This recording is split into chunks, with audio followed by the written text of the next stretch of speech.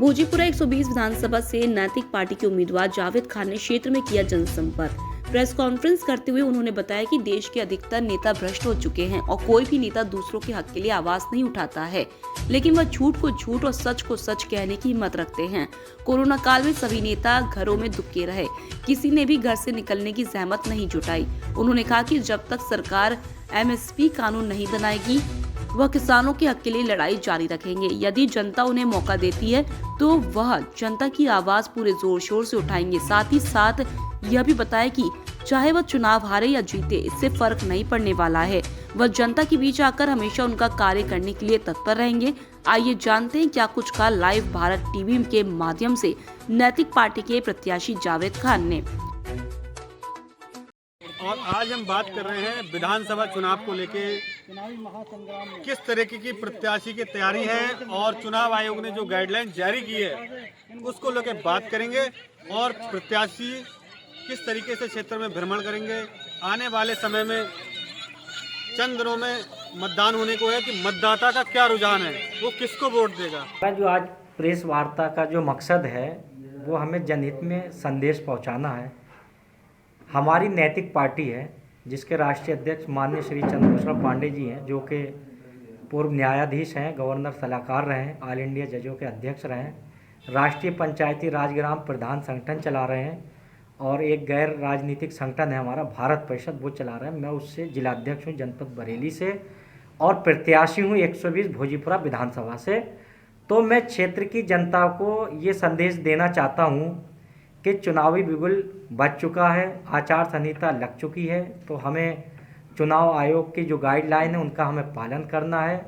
आदर्श आचार संहिता का हमें पालन करते हुए डोर टू डोर जो भी हमारे कार्यकर्ता हैं, हमारे साथीगण हैं, हमारे जो समर्थक हैं, हमारे भारत परिषद के जो भी कार्यकर्ता हैं, प्रधान संगठन के हैं, तो मैं उन सभी से ये अपील करना चाहता हूँ, गुजारिश करना चाहता हूँ कि अब ये समय बैठने का नहीं है।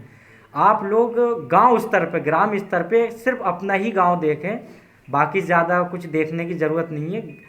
वार्ड बाई वार्ड बूथ स्तर पे अपने कवरिंग करें, डोर टू डोर जाएं और नैतिक पार्टी का प्रचार प्रसार करें। ज़्यादा से ज़्यादा वोट नैतिक पार्टी के पक्ष में डलवाने की कोशिश करें, जिससे कि जनता का भला हो सके।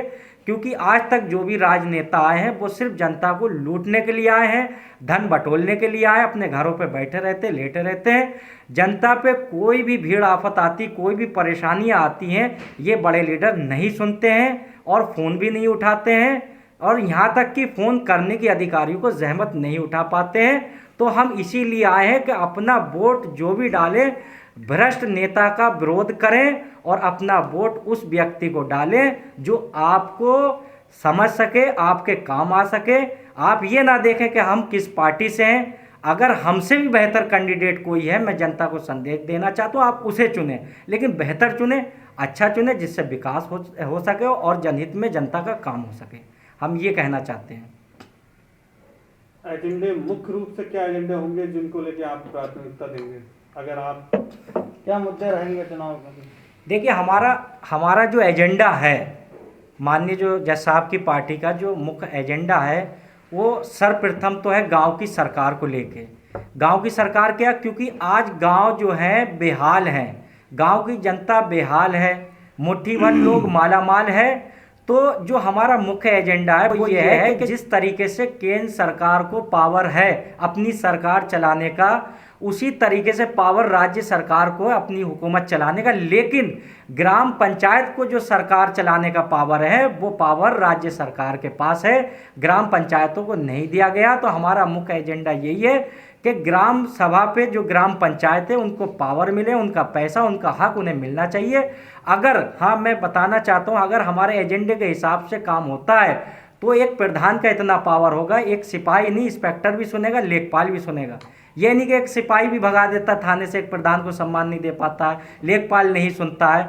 और बाकी हमारा ये है कि जनहित में हमारे इस तरीके से काम होंगे हमारे एजेंडे में कि गांव की व्यवस्था जो है गांव के ही लोग चलाएंगे।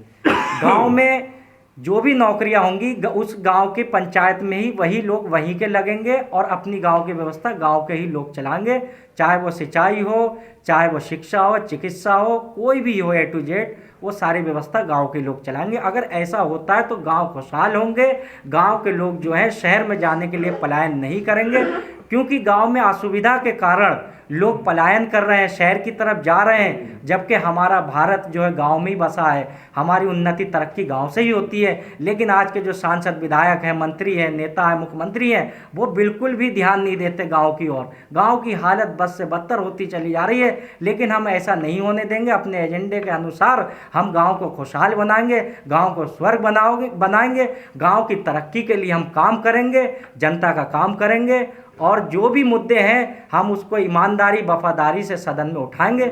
ये हमारे एजेंडे हैं।